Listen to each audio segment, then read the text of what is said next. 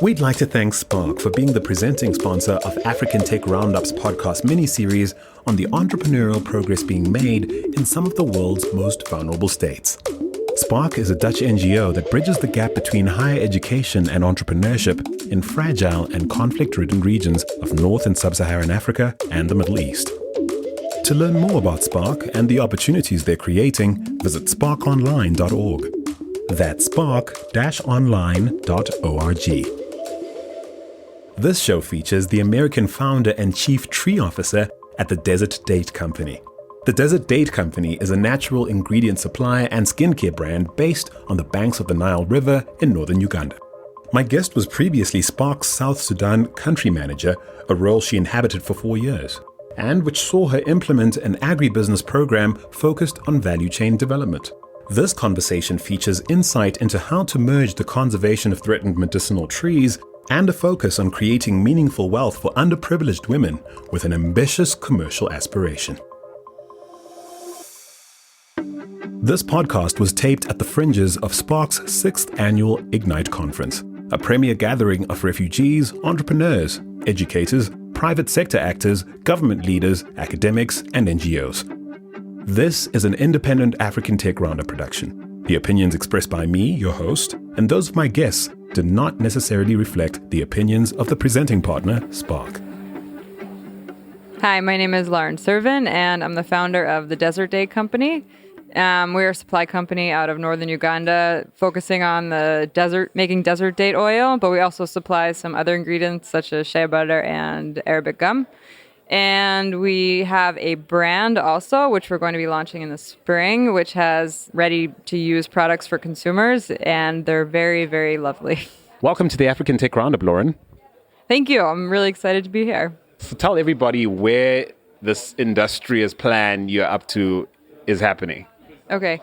So we're based in northern Uganda, right along the Nile, which is gorgeous, amazing, mountains, hills, then the Nile. So there we are collecting a nut from the desert date tree. It's a tree that's really been underutilized or really not utilized at all. When we first went to northern Uganda, they thought we were a little crazy because they're like, why are you collecting this waste product from the forest? But yeah, now we've been collecting it, and we've been pressing this oil, and it's really, really nice for your skin. So we are starting in this region. We're right at the border at South Sudan. So we're going to talk a little more about that oil. I have some rubbed on the back of my palm right now. You said that part of Uganda is really beautiful, pristine even, but it's a troubled region, isn't it? Yeah. So this region was pretty much cut off from any development during the time of Kony, and basically nothing has happened since then. So compared to the rest of Uganda, the roads are pretty underdeveloped. There's no industry. There's very little opportunity for jobs. Is massive deforestation, and as you can see, when you drive from the region to Kampala, there's just trucks and trucks and trucks of charcoal. So this is something that we are also really wanting to work on, is giving alternative forms of employment than charcoal, because actually charcoal is really a poverty issue. Because most of the people who are making the charcoal don't actually use it. They're just making it to sell it. So one of the things we'd like to provide is alternative forms of employment, and then also look into alternatives to charcoal. It's sad, but people are literally burning their legacy, I guess, in that area just to survive. Yeah. And climate is changing. So the rains are different every year. It could be a global issue, but there's obvious forest that's been cut down, and so that is likely contributing also to some of the climate issues in the region. So how does a young lady from Philadelphia in the US, one, decide to pursue a venture of this nature, and then two, decide to pursue it in a place like Uganda, which is considerably far from where you grew up? Yeah. So there's a bit of a story. So when I was in school, there were a lot of South Sudanese at my school. There's a group of people, they used to call them the Lost Boys. So we're about the same age. And when I was in school, they were going to the same school, and we became really good friends. The war ended right as we were all graduating, and so we were young. We decided to do projects together. And the project we ended up building a secondary school, and it turned into a scholarship program. So where's the school? Where was all this? Oh, sorry. That's in Yei. It was in Yei, South Sudan, and then it turned into a scholarship program in Yei, but war also broke out there recently. So a lot from I still know the director, so she had brought a lot of the students to Uganda to study. So then we met and we started another organization, and then I ended up getting a job with Spark, and I was working in South Sudan for 4 years. But through this whole process, my friends had introduced me to this tree called the desert date tree in English, but there they call it la loup. So I've always had a huge interest in natural health, and so every time I would eat it or someone would share it with me, they would say, "Oh, this is our medicine for malaria, diabetes, blood pressure." And I came across an article in 2011 that it was a wild edibles article by the FAO, and it said that it gave us the English name, and then I was able to find all this research on the tree, and that there has been real scientific research to show its medicinal uses. So I got really excited, and it also, one of the benefits it said was cosmetic. And at that time, argan oil was getting really big, and I saw really an opportunity because one of I have many passions, but yeah, natural health, women's employment. I saw an opportunity really to be able to employ women and to also protect the forest and the environment at the same time. So I've been in South Sudan off and on for the past 12 years, so it's my second home. Uganda, I've been traveling through whenever I go to South Sudan. So the whole region sort of feels like a second home, and I love the product, love our mission and our impact, and I'm there for life, so... Let's talk about the oil a little bit before we go back to talking about, the practicalities of what makes initiatives like yours work, perhaps address some of the oversimplifications around what economic upliftment looks like and what it involves. But before we do that, let's talk about this oil. Okay. Okay, so this is how I know it's definitely a natural product because my skin's absorbed it really well. I put it on a few minutes before we started this conversation.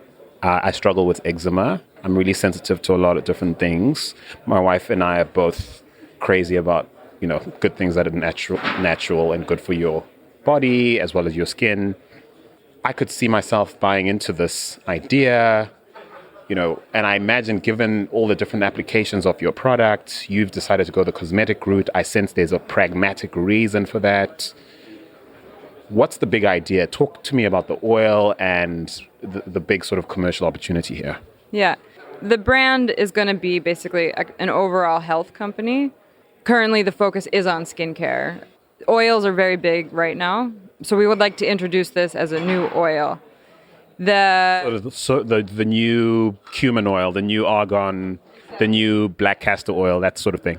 Exactly. So the new marula oil, because everyone's kind of always looking out for new oils, and the reason why this one is particularly good or better is that it's really made for your face. So when you're looking for a face oil, you don't want an oil that's too high in oleic acid, which is a saturated acid, which can clog your pores. But you want an oil that's very high in linoleic acid, which they actually say people with acne are missing linoleic acid from the surface of their skin.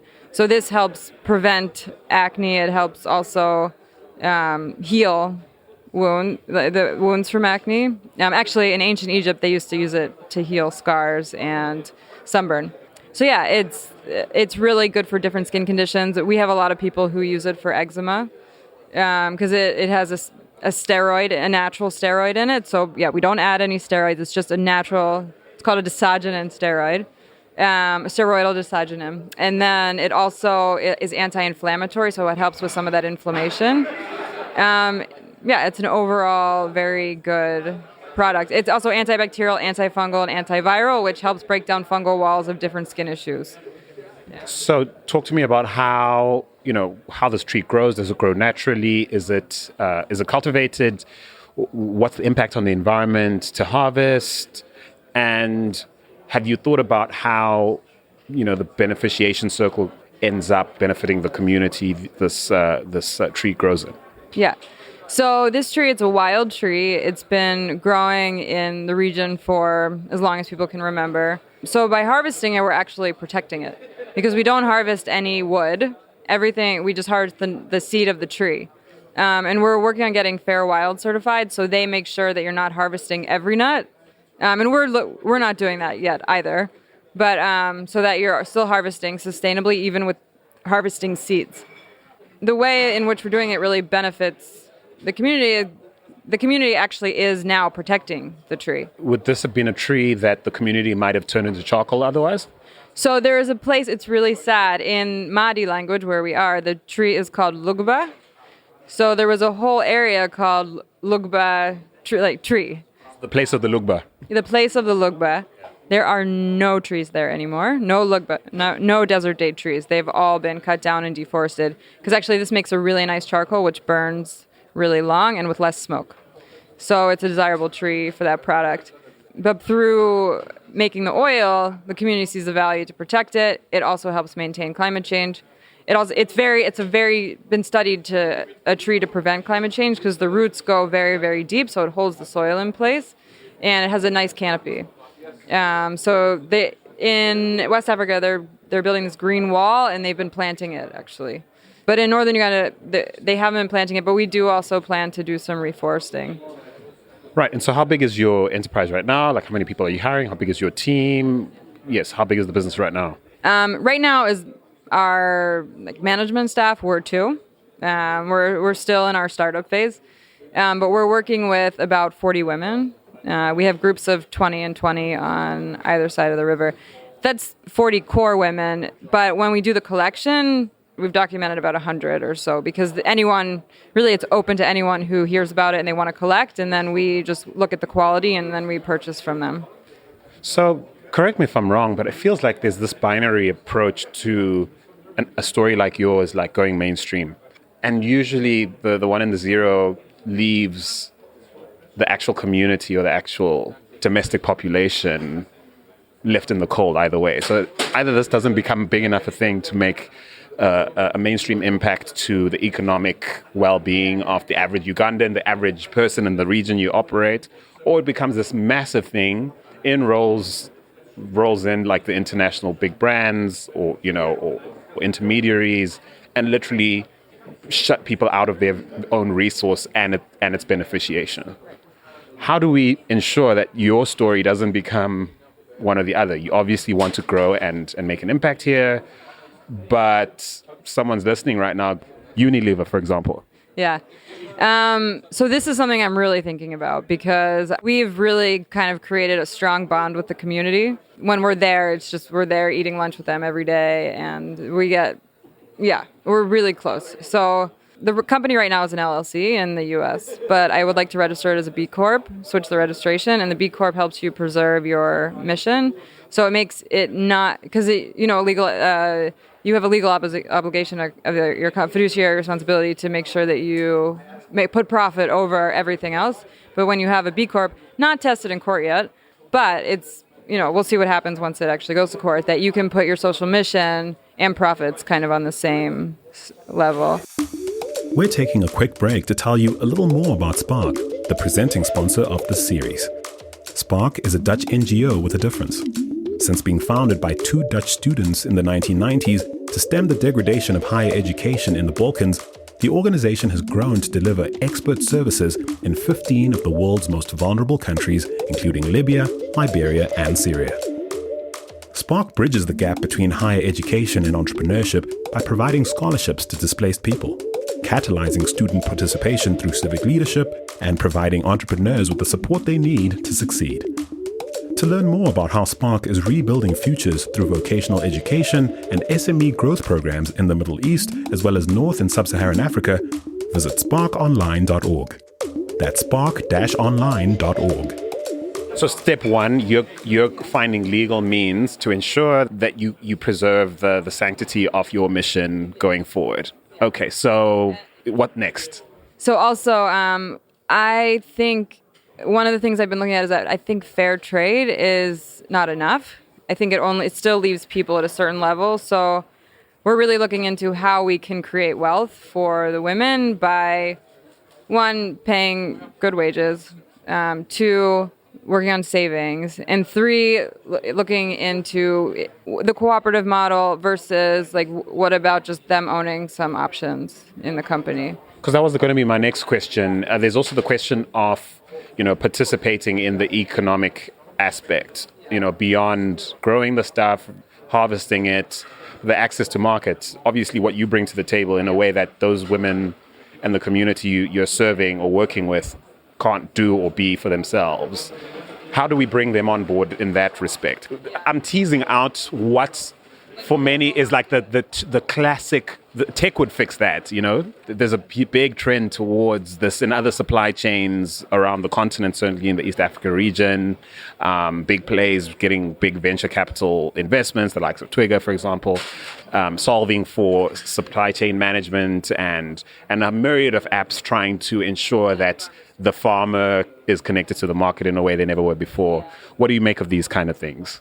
Well, in our region with our women, we have even trouble with communicating with them because they don't have even an analog phone. So any sort of tech solution is not really possible at the moment because they don't have, we would have to, I think, as a company, build in something where they get smartphones and get trained in how to use them. We would like, as they do in also Morocco for the argan oil cooperatives, they do literacy training and numeracy training. So as we grow, we do plan to do that. So then, at some point, maybe we could work in a mobile, where these women learn how to use mobile phones and then learn how to use apps. But that said, their children are who we actually, they're the ones who are in secondary school for the most part. They share in translation and they're better with numbers, and possibly there could be something there because I'm sure that, while they might not have a smartphone, that's something that they could pick up or have used before. So my intent in interrogating this is obviously somewhat poking holes in or challenging some of the popularly held notions about the wholesale changes that we are seeing on the continent as a result of the mobile revolution, for example.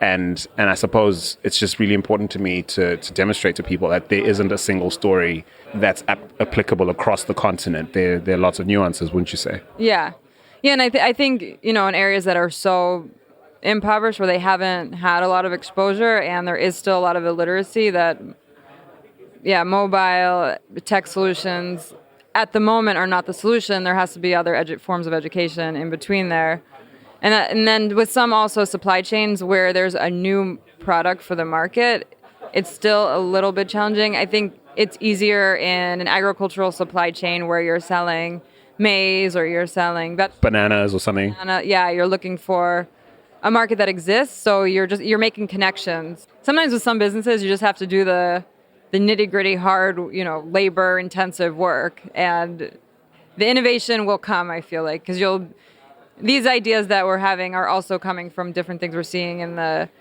media, and then also on the ground when we're working with the women, and sometimes you just gotta get your hands and make a product, be a maker also. So speak to someone who perhaps grew up in Philadelphia like you, who finds you relatable because of your accent, your profile, someone in the global north or in the Western world, away from this continent that you've come to know far better than most, even on the continent, and factor in commonly held misconceptions or misconceptions you encounter frequently, and perhaps surprising or perhaps things that might surprise our listeners about the reality of doing business in Africa, quote unquote.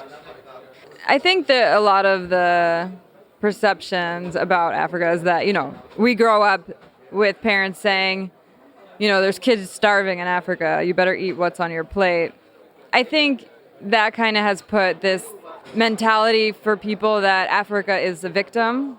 And I really think that people on the continent, or especially where I'm working in northern Uganda and I'd worked in South Sudan, people really are more, they're working hard, they're very normal families. They're just regular people who can really do and have and make things. And I think there's a lot of things like, we need to go and help Africa. And I think that's really kind of the wrong approach. I really see what we're doing as a partnership.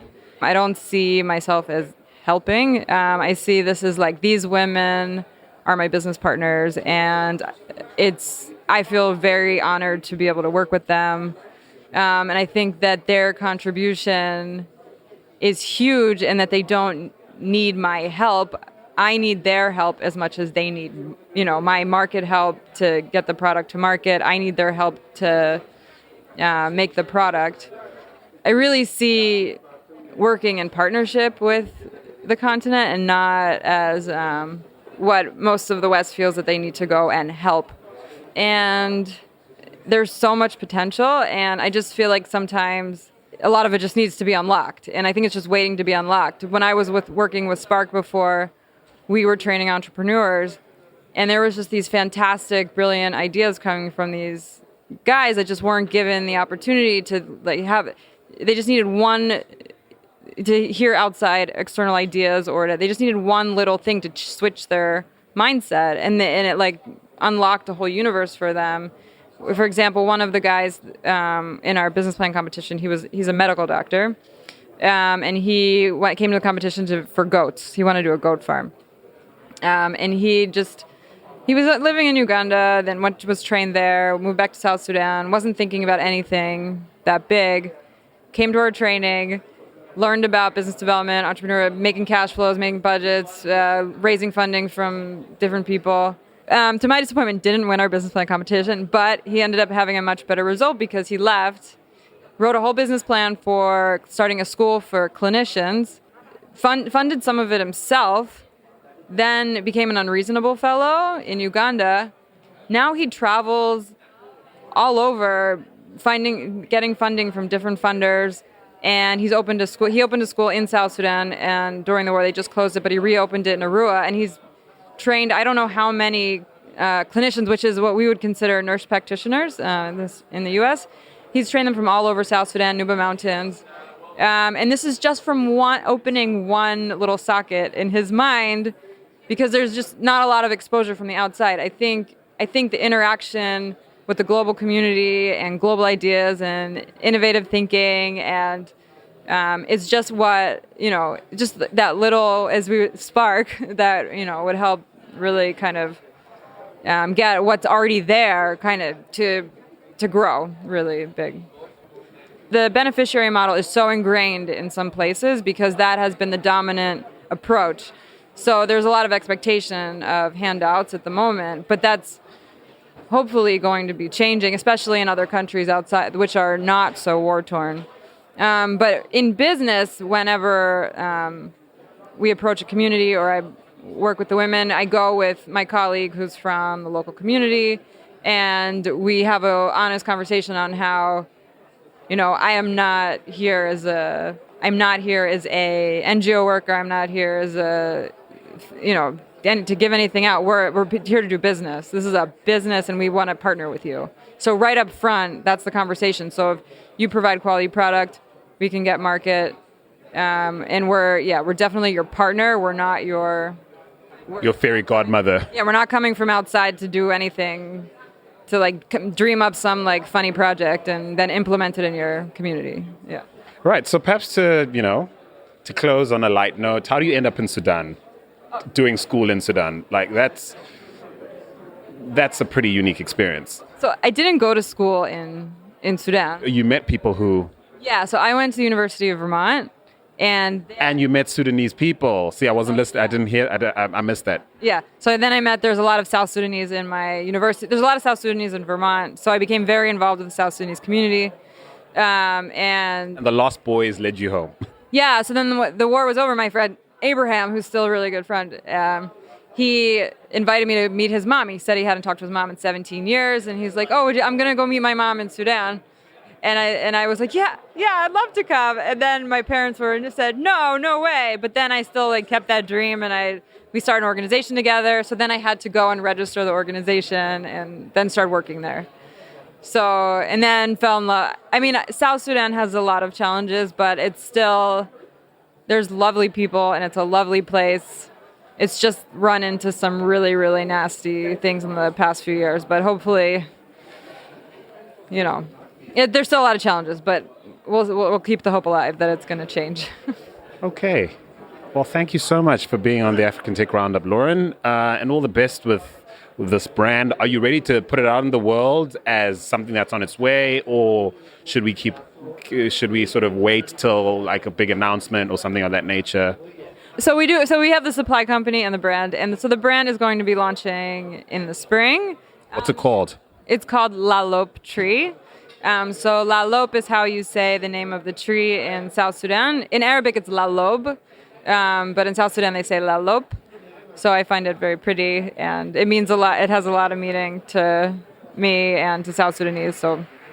But the Desert Date Tree Company, a going concern, you're happy to take meetings and people can reach out if they're interested. Certainly, is that right? Yeah, I could talk about both companies because the products are ready. But yeah, the more official launch will be in April, but I can talk about both. Links in the show notes. Thanks again for being on the show. Thank you so much for having me.